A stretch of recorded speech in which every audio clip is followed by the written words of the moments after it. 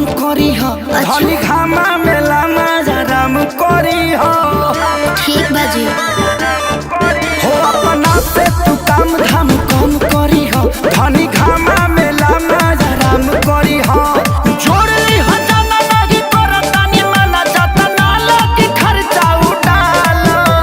सुनी ना बोला ना बहुत सतावता चहिता बाये बालू सुखता गाछी पपिता बाये बालू बहुत सतावता चहिता बाये बालू सुखता गाछी पपिता बाये बालू।